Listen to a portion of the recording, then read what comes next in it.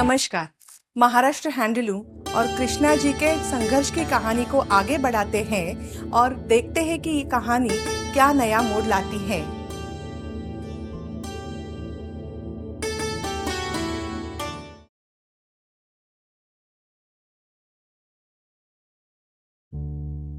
भाई आप महाराष्ट्र से हो?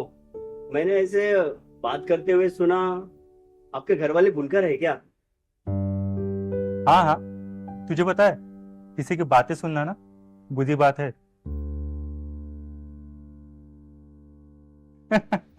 अरे मैं तो मजाक कर रहा हूँ। पता है मेरी एक फ्रेंड है प्रिया नाम की, उसने ना इस कला को ना महाराष्ट्र में नई ऊंचाई दी है। तू कहानी सुन।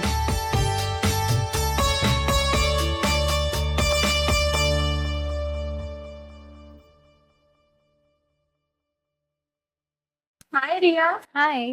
कैसी हाय। हो? आज तो बड़ी सुंदर लग रही हो। ये हील्स मेरे पापा अमेरिका से लाए हैं एंड ये नेल पेन कोई आम नहीं है। वैसे टॉप तो अच्छा लग रहा है, क्या बात है? कुछ खास नहीं।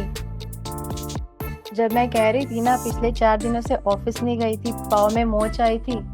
मोच नहीं थी, वैकेशंस पर मौज थी, मम्मी पापा के साथ गई थी। तुझे क्या लगा मैंने यकीन कर लिया था?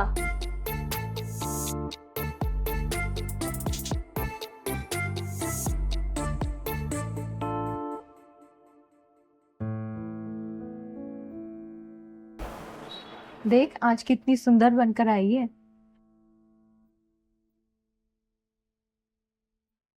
हाय अंकिता। हेलो। हमें भी तो पता चले कि आज ऐसा क्या खास है जो इतनी सुंदर लग रही है। ये मेरे पापा ले आए हैं। और हाँ, कह रहे थे ये कुर्ती बहुत खास है। अच्छा, तभी मैं सोचूं इसे तो किसी डिजाइनर ने ही बनाया होगा। देख, इसका फैब्रिक कितना सॉफ्ट है और इसकी डिजाइन कितनी बारीक। हाथ लगा कर देख, कितना सॉफ्ट है।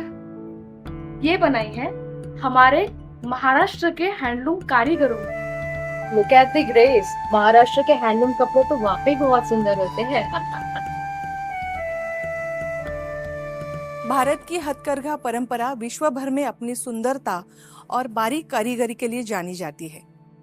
हर राज्य की अपनी एक टेक्सटाइल की पहचान होती है और महाराष्ट्र और कर्नाटक के लिए वो पहचान है खंड फैब्रिक। एक समय था जब ये केवल पूजा पाठ और पारंपरिक आयोजनों का हिस्सा हुआ करती थी, लेकिन क्या ये परंपरा केवल अतीत की बात बनकर रह जाएगी या फिर एक नया फैशन ट्रेंड बनकर दुनिया भर में अपनी पहचान बनाएगी? यार प्रिया, हैंडलूम के कपड़े इतने शानदार होते हैं। नानी के गांव में भी यही काम होता था। अब तो सब बिखर सा गया है। अब तो गांव के लोगों ने ये काम भी कम कर दिया है।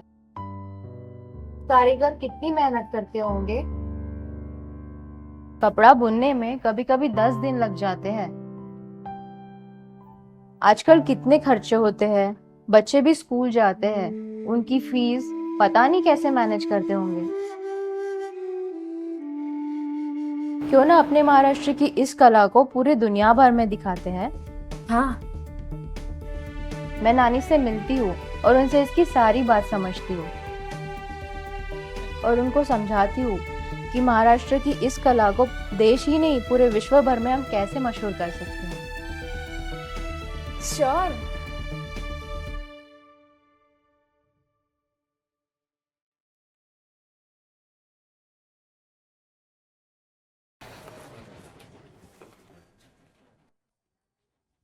नानी आ गई। कैसी हो? बिल्कुल ठीक। नानी ये मेरी फ्रेंड प्रिया। नमस्ते। नमस्ते, बैठो बेटा।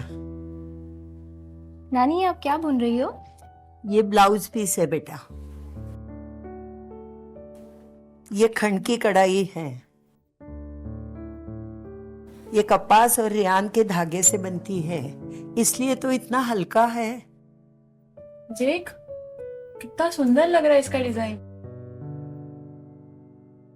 ये सुंदर तो है बेटा, पर अब हम ये काम नहीं करेंगे। अब इतनी डिमांड तो है नहीं। आजकल लोग मॉल में जाके विदेशी कपड़े महंगे महंगे खरीदते हैं।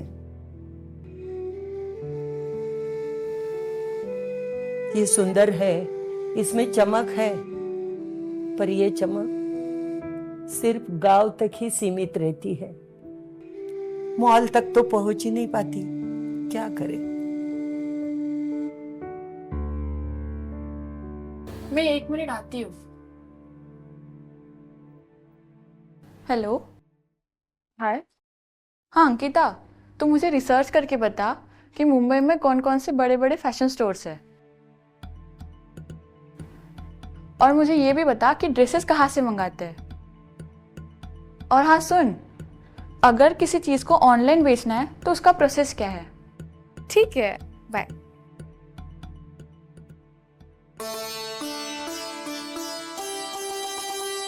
सर, महाराष्ट्र हैंडलूम कॉर्पोरेशन का मुख्य उद्देश्य क्या है? महाराष्ट्र हैंडलूम कॉर्पोरेशन 1971 में स्थापित हुआ था। उसका मुख्य उद्देश्य ये है कि रोजगार बढ़ाना, और खास उन लोगों के लिए जो सहकारी समिति से जुड़े नहीं हैं। सरकार बुनकरों को क्या क्या संसाधन प्राप्त करवा रही है? केंद्र शासन की NSDP योजना है, समर्थ योजना है, उसके तहत बुनकरों को हथकरघा देना, उनके जुड़े हुए साहित्य देना, ये सब काम करा। इन हैंडलूम कॉर्पोरेशन को मार्केट करने की सुविधाओं के लिए क्या क्या करते हैं? महाराष्ट्र हैंडलूम कॉर्पोरेशन की खुद की एक वेबसाइट है, myhandloom.com। दूसरी बात, प्रचार प्रसिद्धि राज्य शासन की योजना है, उसके तहत एग्जीबिशन लेती है, बाहर राज्य में कुछ एग्जीबिशन होते हैं, वहाँ पे पार्टिसिपेट करते हैं, बुनकरों से माल खरीदती हैं और वो माल मार्केट तक पहुँचाती हैं, ये सब काम करती है। सरकार इन बुनकरों को प्रोसेसिंग में कैसे मदद करती है? हथकरघा के ऊपर कपड़ा बनने के बाद वो पहनने लायक डायरेक्ट नहीं होता, उसके लिए प्रोसेस करना जरूरी होता है। उसको धोना, रंगाई करना, प्रेस करना, इसके खास यूनिट है, उनके तहत उसकी क्वालिटी जांची जाती है और आकर्षकता बढ़ाई जाती है। बुनकरों को आधुनिक तकनीक से कैसे रूबरू करवाया जा रहा है? बुनकरों को प्रशिक्षण दिया जाता है, बुनकाम प्रशिक्षण दिया जाता है, डिजाइन का, रंगाई पर प्रशिक्षण दिया जाता है, और नई नई तकनीक जो होती है उनको पूरा प्रशिक्षण केंद्र शासन योजना के तहत दिया जाता है, और बुनकर अच्छा माल उत्पादित करता है। सरकार बुनकरों को मुद्रा लोन दिलवाने में कैसे मदद करती है? मुद्रा लोन एक गवर्नमेंट केंद्र शासन की बहुत बड़ी योजना है, उसके तहत बुनकरों के लिए वर्किंग कैपिटल प्राप्त होता है, उसके तहत अपना माल खरीदी कर सकता है वो। तो महामंडल से जो जुड़े बुनकर हैं उनकी एप्लीकेशन लेता है, उसको जांचता है और बैंक तक वो सप्लाई करता है उसको, और उसको बुनकर तक लोन मिलने तक उसकी सहायता करता है।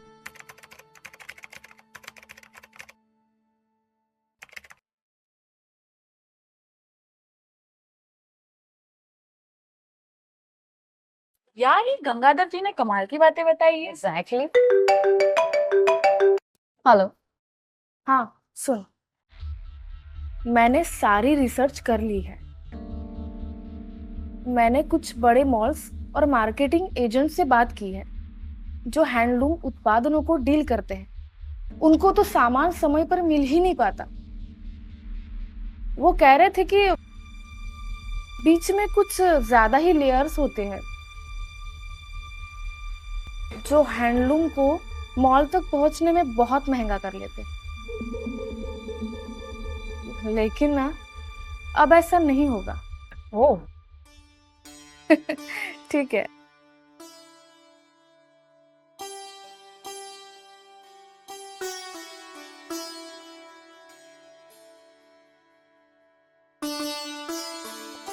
अब कॉटन और दूसरे धागों की आपूर्ति भी पूरी होगी, और नानी ही नहीं, गांव के सभी बुनकरों को नए उपकरण भी मिलेंगे जिससे वह ज्यादा उत्पादन करेंगे।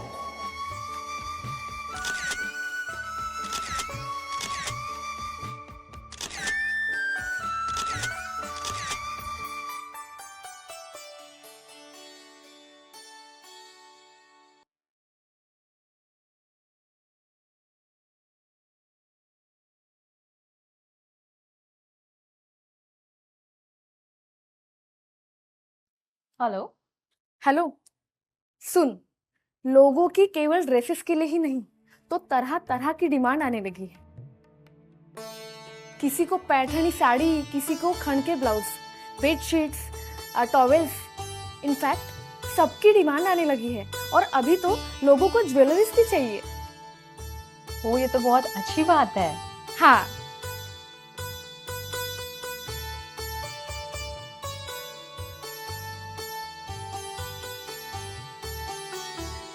इस तरह के नए डिजाइन से सभी बुनकरों की कमाई भी बढ़ सकती है और व्यापार भी अच्छा चल सकता है। ऐसे प्रयास हमारी सांस्कृतिक विरासत को जीवंत बनाए रखते हैं। इन सभी को नए डिजाइन सीखने होंगे ताकि इनके उत्पाद बाजार में टिक सके। हाँ, अब हमारा काम आसान हो गया है। अब हम ज्यादा कपड़ा बना सकते हैं। ये फैशन शो भारत की हथकरघा कला को विश्व स्तर पर ले जाने के लिए एक बड़ा कदम है। ये सिर्फ एक कपड़ा नहीं, हमारी संस्कृति और विरासत की पहचान है। ये सिर्फ एक व्यवसाय की कहानी नहीं है। कृष्णा को भी कुछ ऐसे ही कहानियों की जरूरत है जो उनकी कला को एक अलग पहचान दिला सके, और एक ऐसे सपने के भी है जो हमारी सांस्कृतिक विरासत को बचा सके।